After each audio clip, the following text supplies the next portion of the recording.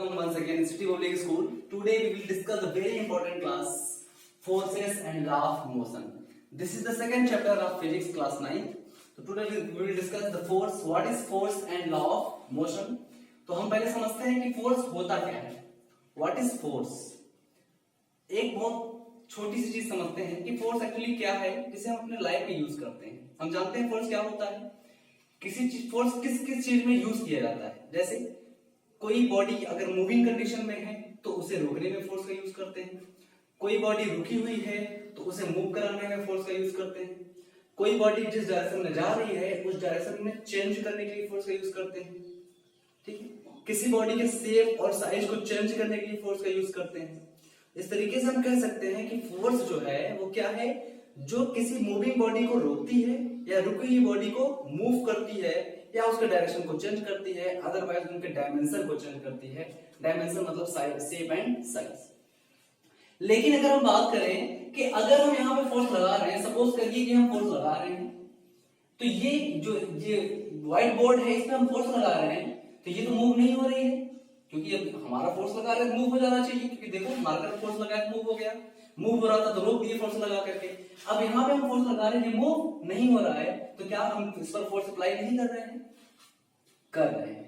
इससे हमें ये बात समझ में आती है कि फोर्स क्या होता है, एक एफर्ट होता है. Force is an external effort जो किसी भी मूविंग बॉडी को रोकने का प्रयास करती है या रुकी हुई बॉडी को मूव कराने का प्रयास करती है. फोर्स तो अभी भी लगा रहे हैं ना, भले मूव नहीं हो रहा है. तो फोर्स क्या हो जाता है, उसका डेफिनेशन क्या हो जाता है कि force is an external effort in the form of pushing, pulling, stretching, compressing etcetera which में move a body at rest or start a moving body or change the direction, shape and size of a body. किसी भी body को change कर, उसके direction को change करने के लिए, शेप को चेंज करने के लिए, रुकी हुई बॉडी को मूव कराने के लिए, मूव करती हुई बॉडी को रोकने का प्रयास जो किया जाता है, उसी प्रयास को, उसी एफर्ट को क्या कहा जाता है, फोर्स कहा जाता है. जैसे अगर हम बात करें, जैसे सपोज करिए ये एक कोई बॉडी है. अभी हम सपोज करते हैं ये कैसा है, ये एक सर्कल में है, ये सर्कल है. अब इस सर्कल बॉडी में सपोज करिए ये एक रबर का बॉल है. अब इस बॉल पे अगर हम फोर्स लगाएं तो ये कैसा बन जाएगा, ओवल बन जाएगा. कैसा बन जाएगा, ये ओवल बन जाएगा. तो ये सर्कल से किस शेप का बन गया, ओवल शेप का बन गया. इसका मतलब मैंने फोर्स लगाया, इसका शेप क्या हो गया, चेंज हो गया.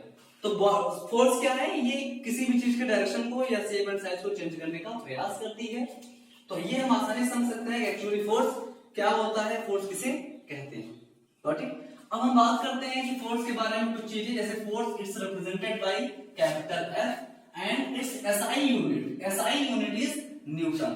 SI यूनिट क्या है, न्यूटन है. इसका मतलब अगर मान लो कि कोई एक फोर्स है, कोई एक बॉडी है, ये कोई बॉडी है जिसपे फोर्स F फोर्स अप्लाई किया जा रहा है. इस बॉडी पे कोई मास M होगा.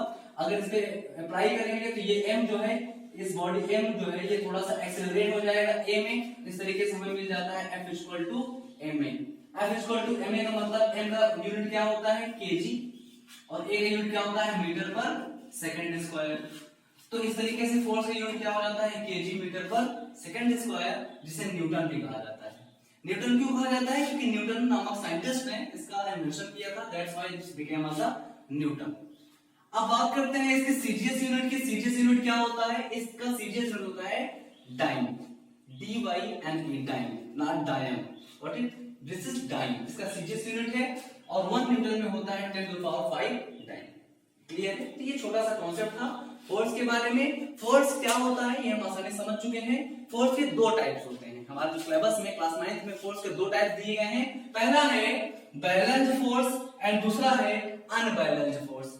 बैलेंस्ड फोर्स क्या होता है, आइए समझते हैं. If resultant of all forces acting on a body is zero.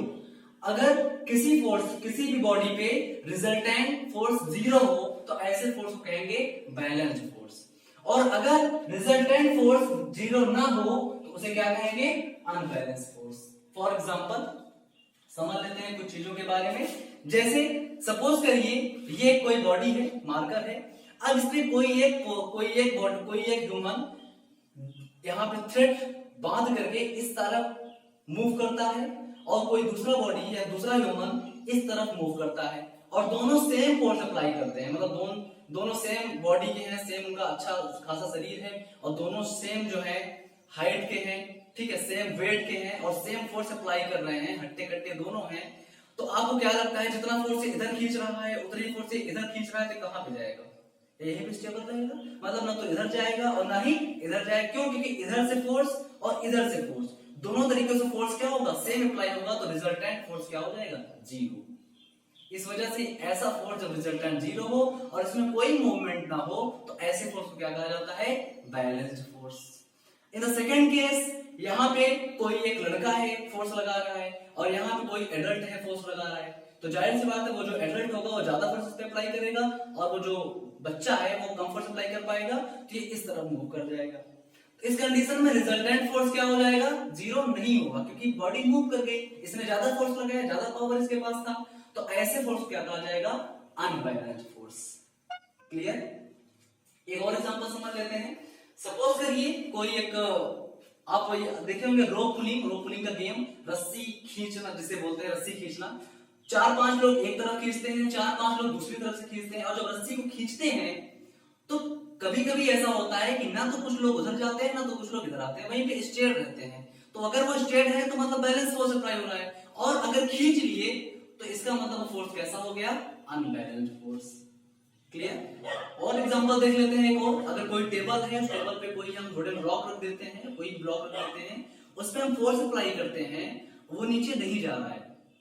क्यों? क्योंकि नीचे से भी उतना ही फोर्स उस पे अप्लाई हो रहा है, अर्थ जो है ग्रेविटेशनल फोर्स उस पे अप्लाई कर रहा है, हम उसको लगा रहे हैं, वो नीचे नहीं जा रहा है क्योंकि वो स्टेबल है, बैलेंस फोर्स अप्लाई हो रहा है। क्लियर है? इस तरीके से कुछ एग्जांपल्स हैं बैलेंस्ड एंड अनबैलेंस्ड फोर्स के, ये आप खुद से लिखेंगे, बाकी सारी चीजें क्लियर कर दी हमने। नेक्स्ट क्लास में जल्दी मिलेंगे इसके आगे, तब तक के लिए थैंक यू।